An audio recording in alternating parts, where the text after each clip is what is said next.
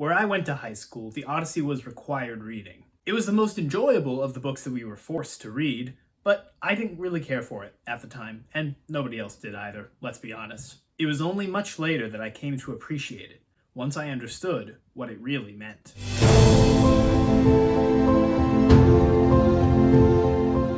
First of all, you should read the Odyssey, even if you've already read the Iliad. These two epics together are commonly referred to as the Greek Bible.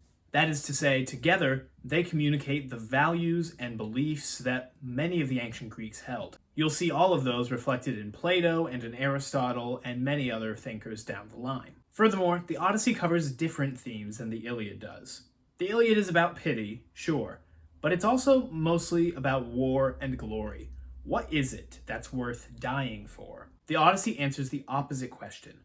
What is worth living for, even if that life is full of suffering? The Odyssey focuses on themes of home, family, moderation, and perseverance. This almost total 180 shift from the Iliad has led many to speculate that the Odyssey was written by a different author than the Iliad was. Others think instead that Homer simply wrote the Odyssey much later in life. Whatever the case, this shift permeates every character and situation in the book, most apparent in the differences between the heroes of the stories. Achilles is without a doubt one of a kind. His singular focus on glory and the fact that he was born and built for war makes him unique. Not everybody is meant to be like him. Odysseus is unique as well, but his strength is his mind. He's cunning, deceitful, clever, even manipulative at times, but his singular focus is on getting home to his family. This is obviously completely different from Achilles' goals. As such, we're likely to learn different lessons from the Odyssey as we would the Iliad. Here's a quick reintroduction to the world of Greek mythology. The ancient Greeks believed in many gods, each one of which held power over some aspect of the world, whether in nature or in society. There were gods of the sea, of the sky, of the hearth, of marriage and family. Zeus, the god of lightning and the sky, is the king over all the gods. Together, the gods enforce the will of fate and protect their dominance from any challengers or even potential challengers. But besides that, they are free to oppose or help each other as they wish. The gods, for the most part, do not care at all about humanity. They simply pursue what brings them pleasure, and if humans choose to sacrifice to them, that brings them pleasure, and they may choose to favor those mortals for a time. But they will just as quickly cause devastation and death if it suits them.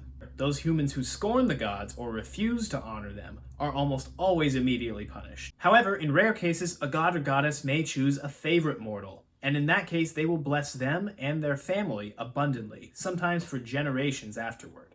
With that done, let's take a look at the background story.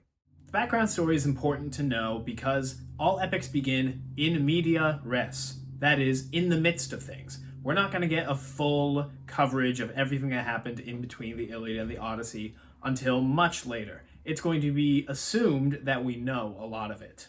As Bernard Knox points out, although certain events are alluded to, the author is careful not to repeat anything. Which means you have to watch this video if you're going to know what's going on. Paris, the Prince of Troy, kidnaps Helen, the Queen of Sparta, and brings her back to Troy with him. She was promised to him by Aphrodite as a reward for naming her the most beautiful of the gods. Helen's husband, King Menelaus, joins with his brother King Agamemnon to assemble a large army of Greeks to go and try to take her back. They sail to Troy, pillaging as they go, and for 10 long years they wage war against the Trojans. Many heroes of great fame met their end in this war, including Hector and Paris, the princes of Troy, as well as Achilles, Patroclus, and Ajax of Greece. Finally, Odysseus, the most clever of the Greek kings, devises a plan to bring the war to an end. The Greek armies built a hollow wooden horse that they filled with their best soldiers and left at the gates of Troy. The rest of the soldiers feigned a retreat, and a messenger was sent to the Trojans to explain that the horse was an offering of peace, also meant to appease the gods.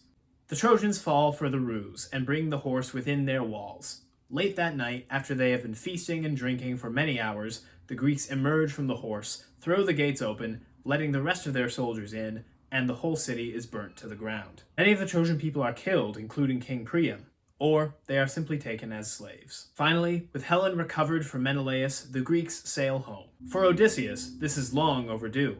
At the time that he left for war, his wife Penelope had just bore a son, Telemachus. He had left his wife, his son, and even his father, Laertes, at home in Ithaca while he went to war for 10 long years. But now, at the start of the epic, Almost 20 years after he left for war, Odysseus is still not home. We are told that time and again he was kept away, blown off course, and prevented from coming home by the gods that he had wronged. The Odyssey is the story of his homecoming, and of the misadventures that led to it. That's about everything you need to know to start reading. Join me next time and we will read Book 1 together.